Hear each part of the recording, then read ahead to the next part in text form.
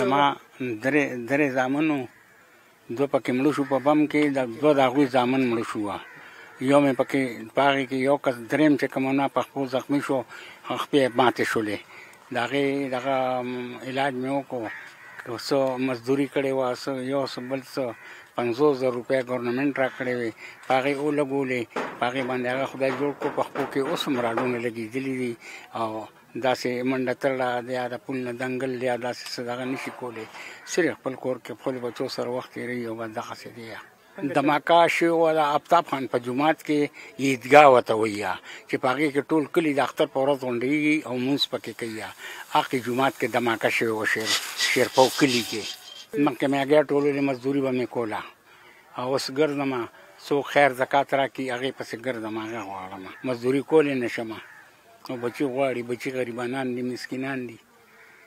تکلیف دا دی چې بیا د خوځېدو نه یم نو دونه کمزوري او بدن مې خراب دی بیا خپې مې خوږېږي بدن مې خوږېږي ډېر مشکلات دي راته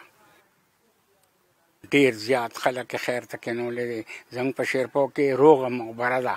روغه کالونۍ ده د بم د دماکې 72 کسان پکې مړه ووه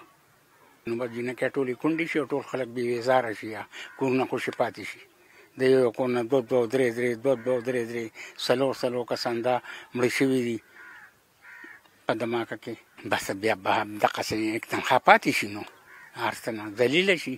او د کار روزګار نه او د خلکو په خیر زکات باندې وخت تېروي او زندګي وي بل بچې مې وی نو څه اوس په ملک وم ملک په ملک او که نه ولې چې هغه درو مزدورۍ کولې چې 100 روپۍ راځي 15 روپۍ د مال راوړله نو په ښه زندګي وخت تېرېده شکر الحمدلله